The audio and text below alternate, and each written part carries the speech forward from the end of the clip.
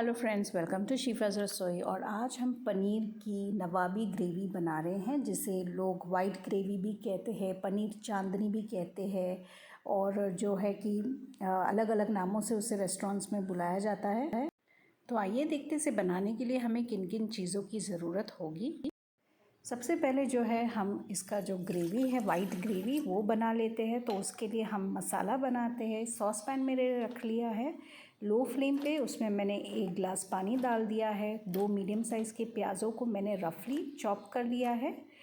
तो ये जो अभी मैं आपको बता रही हूँ वो सिंपल वाइट ग्रेवी है। तो इसमें मैंने हरी मिर्ची अकॉर्डिंग टू टेस्ट आप डाल दीजिए, आपको जितना स्पाइसी लगता है। और हम इसके अंदर डालेंगे 1 teaspoon of Poppy seeds. Poppy seeds नहीं है तो आप मगज का भी इस्तेमाल कर सकते हैं। तो ये अगर हम इतने इंग्रेडिएंट्स डालते हैं तो ये हो जाएगी वाइट ग्रेवी। लेकिन अगर हम उसे मुगलाई बनाना चाहते हैं या नवाबी बनाना चाहते हैं तो इसमें आप इस पॉइंट पे आप ऐड कर सकते हैं 10 से 12 बादाम। तो अभी जो है हम इसे मीडियम हाई फ्लेम पे इसे बॉईल होने देंगे जब तक कि हमारी जो प्याज है और हमारे जो काजू है वो अच्छे से सॉफ्ट हो जाना चाहिए, यानी कि पक जाना चाहिए। तो ये एक बार हो गया तो फिर हम जो है गैस को ऑफ़ कर देंगे, जैसे आप यहाँ पे देख सकते हैं। और ठंडा होने के बाद उसे हम पीस लेंगे। तो यहाँ पर जो है मैंने मिक्सर ग्राइंडर में आधा कप दही ले लिया है और उसे हम थोड़ा थोड़ा करके इस प्याज और काजू हरी मिर्ची के पेस्ट के साथ उसे हम अच्छे से पीस लेंगे without adding any other water. एक कढ़ाई ले ली है हमने, उसमें हमने तेल जो है वो गरम कर लिया है। उसमें हमने डाल दिया है दालचीनी के स्टिक्स, साथ ही में थोड़े गरम मसाले ऐड कर रही हूँ, जैसे कि 2 हरी इलायची हमने डाल दिया है, 3 से 4 क्लव्स और 3 से 4 हमने इसके अंदर ब्लैक पेपर कॉर्न्स डाले हैं। 1 टेबलस्पून जो है हम इसके अंदर जिंजर गार्लिक पेस्ट का डालेंगे। और उसके बाद जो हमने ये मसाला पीस के रखा था, आप देख सकते हैं हमने काफ़ी इसे फाइन पीस लिया है। तो ये हम इसमें डाल के उसे अच्छे से चला लेंगे। तो स्टार्टिंग में आप इसे छोड़ना नहीं है, उसे अच्छे से चला लेना है।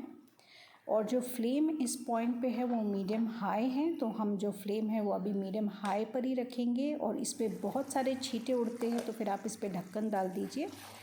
5 ही मिनट में आप देख लेंगे जो मॉइस्चर है वो काफ़ी ज़्यादा सूख गया है। तो इस पॉइंट पे जो है मैं गैस को लो करूँगी और इसे अलग से हम 10 से 12 मिनट तक पकने देंगे, जब तक कि ये जो तेल है उस पर अच्छे से आ जाए।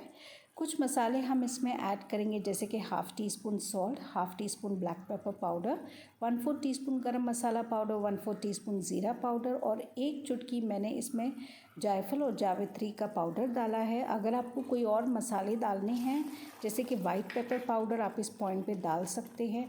तो मैं इसे अच्छे से मिक्स कर लूँगी और फिर से इसे ढक के हम पका लेंगे जब तक कि जो है इसका तेल अच्छी तरह से छूट जाना चाहिए। आप देख सकते हैं 6 मिनट्स में ही हमारा जो है तेल, आप देख सकते हैं बहुत ही बढ़िया तरीके से छूट गया है। अब जो है इसमें हम ग्रेवी की कंसिस्टेंसी अभी डिसाइड करेंगे। तो आपको इसमें अब दूध ऐड करना है। दूध आप अपने ग्रेवी के कंसिस्टेंसी के हिसाब से ऐड कर सकते हैं। मैंने इसमें totally 1.5 cups of milk add किया है। मैं आगे और भी दूध ऐड करूँगी। इसे कंटिन्यूसली चलाना है क्योंकि दूध का फटने के चांसेस हो सकते हैं।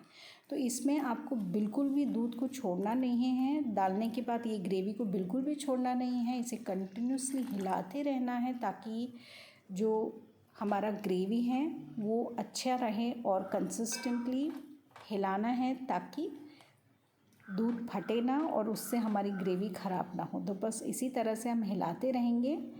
और यहाँ पर जो है आप टेस्ट कर सकते हैं, देख सकते हैं कि आपको किस मसाला इसमें और ऐड करना है।